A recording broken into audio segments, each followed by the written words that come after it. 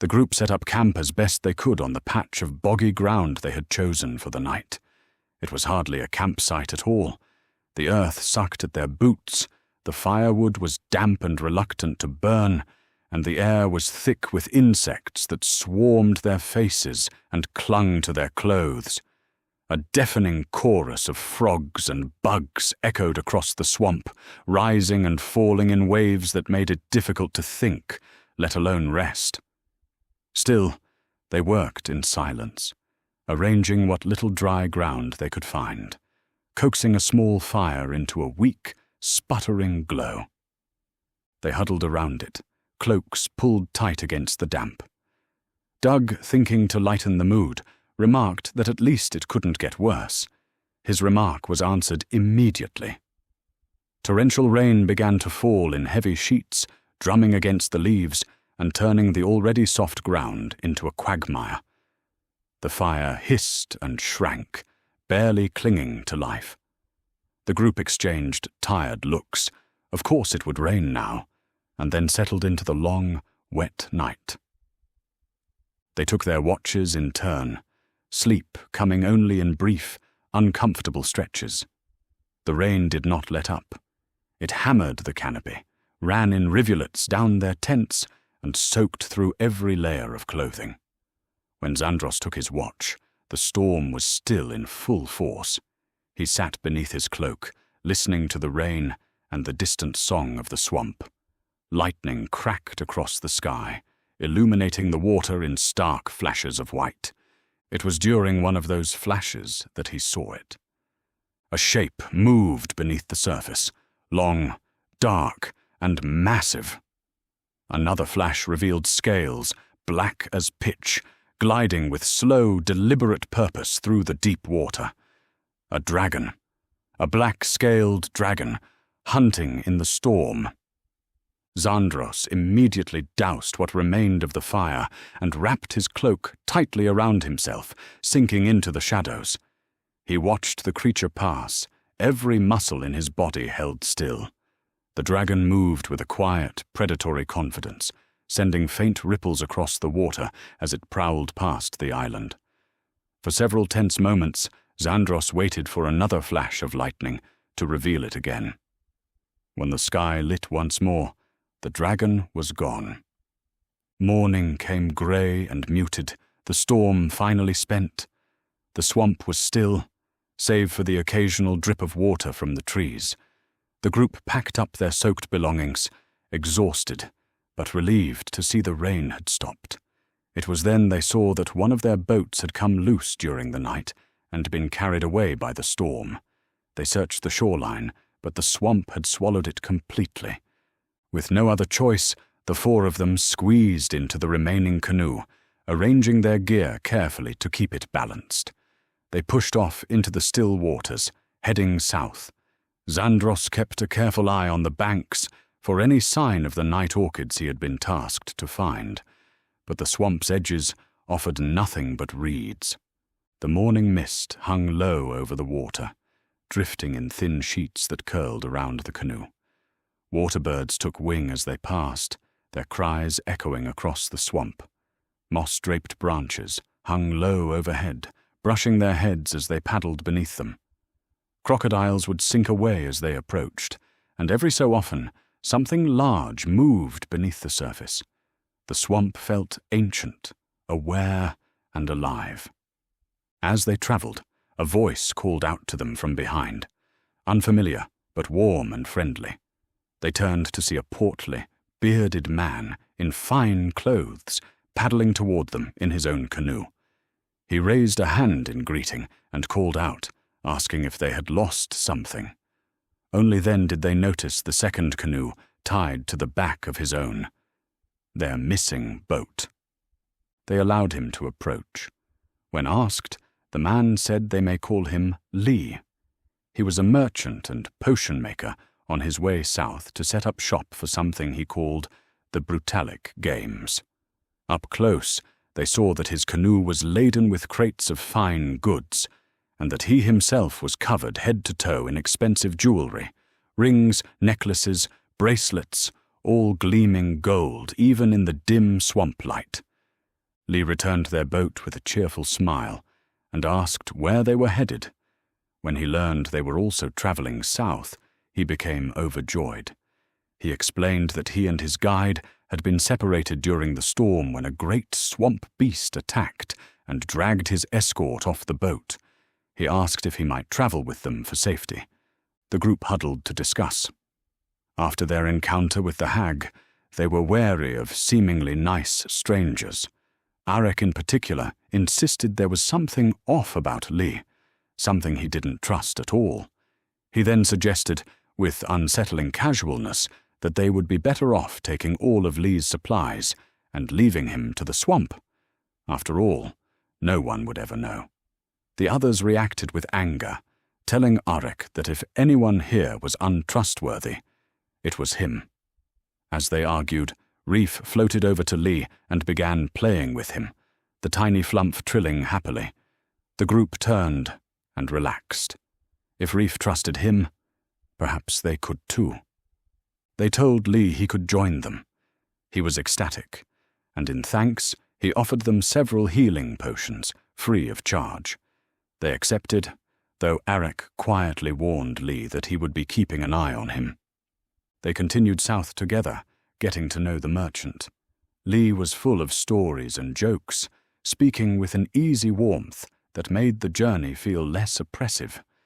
As they traveled, they spotted an immense tower rising out of the swamp in the distance. Curious, they asked Lee if he knew anything about it. He told them it was the ruins of Stoic, an ancient city long fallen. A sorrowful place, he said, haunted by lost souls. Xandros remarked that the night orchids he sought were said to grow in places of sorrow. Lee agreed, adding that he had hoped to explore the ruins himself, as they were rumored to contain lost treasures and ancient artifacts. The group decided to head for the ruins. As they approached, the swamp grew darker. The trees became twisted and lifeless, their branches hanging like skeletal fingers.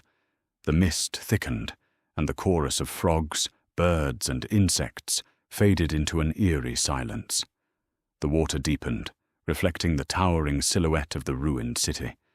It also reflected something else, a black dragon, soaring above. The group stopped beneath a dead tree to wait for it to pass. After it was gone, the group questioned Lee. He remarked that they must proceed with caution, as black dragons were the cruelest and vilest of all dragon breeds, and that their acidic breath could melt through solid steel. Moving on, they sailed through the flooded outer district, noting how alien and dark the architecture was. Sharp angles, narrow windows, and stonework that seemed to twist in unnatural ways. Xandros began to see spirits, but quickly learned that none of the others could. The pale, spectral figures stood perfectly still, watching the group as they passed. Beneath the water, Xandros could make out the lights of many more spirits, standing deep below. Reaching the city center, they found a place to dock their boats, but several other boats were already tied there. The group exchanged uneasy glances. Someone else had arrived recently. They waded through ankle-deep water, the ruined city looming around them. Xandros continued to see spirits, more and more as they approached the heart of the ruins. Some stared blankly, others appeared frozen in their last moments of fear, running, hiding, praying. Their movements looped endlessly, trapped in the final seconds of their lives. A mother and child ran past him, their forms passing through his body like cold mist.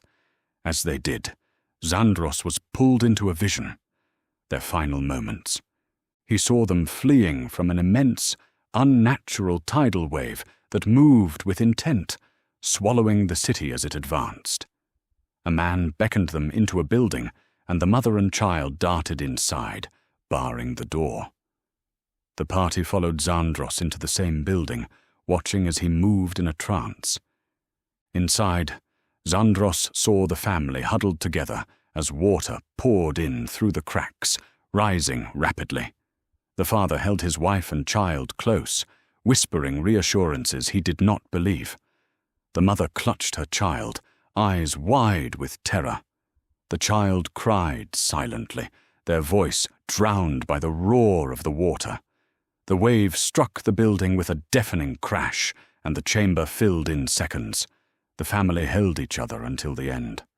Xandros snapped back to reality, staring down at 3 skeletons locked in the same embrace. Encircling their remains was a bloom of night orchids. As the others entered, the restless souls, overwhelmed by anguish, surged into their bodies, rising to attack. The group fought the skeletons, shattering their bones and breaking the anchor that bound them to the world. As the spirits faded, Xandros collected the flowers, leaving one behind for each of the family. Finally, they reached the base of the immense tower. The doors stood open, and 2 figures in black cloaks and death masks guarded the entrance. Taking cover, the group observed them. Lee noted the holy symbols of Morgrim, god of death, hanging from their necks.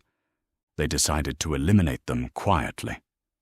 Xandros crept up behind one, sickles drawn, while Coraline, in panther form, stalked the other.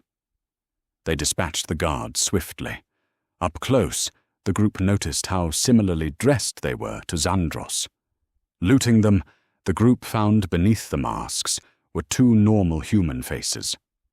Inside, they discovered a long-defunct arcane elevator and shattered ceramic golems buried in rubble. Arekk harvested components from the broken constructs. Ascending the spiraling stairs, they entered an arcane laboratory, long abandoned. Dust coated every surface and implement, though many items had clearly been removed, leaving blank prints in the dust. Arekk remarked that he wanted to study the lab thoroughly once they dealt with the cultists. Continuing higher, they passed a door, hearing voices inside. 2 people searching for something. Before the group could react, the door unbolted from within.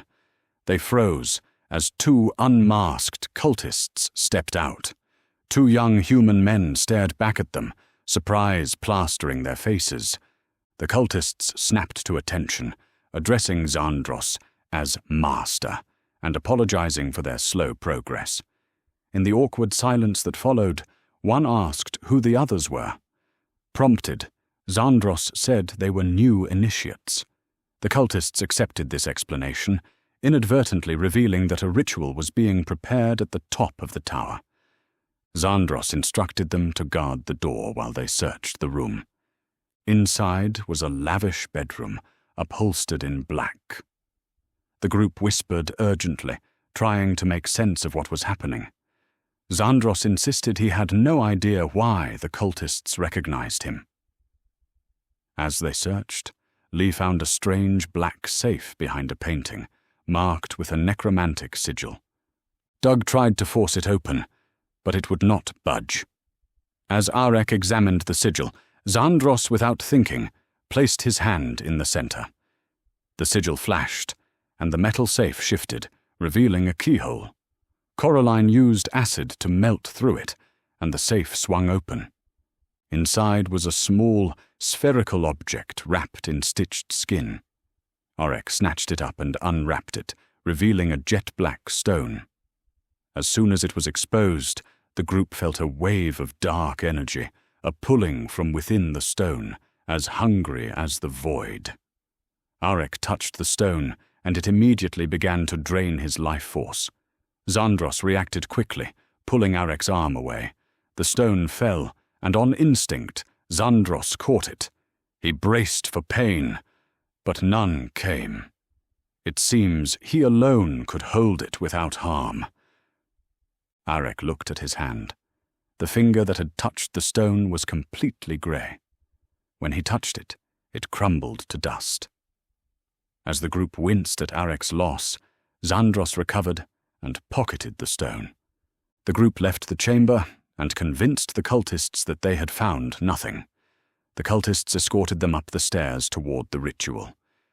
As they walked, the cultists, whom the group learned had the very unculty names of Chet and Braden, whispered urgently to the initiates.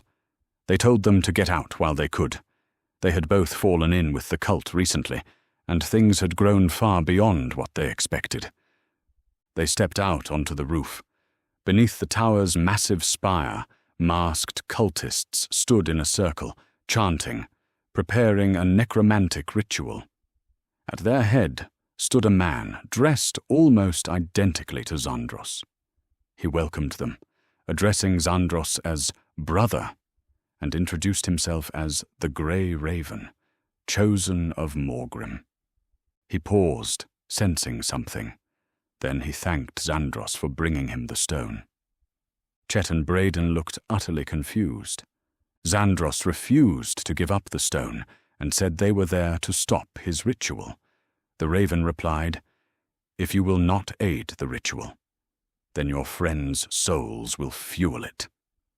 The Raven drew forth his staff as a scythe blade of necrotic energy burst from its top.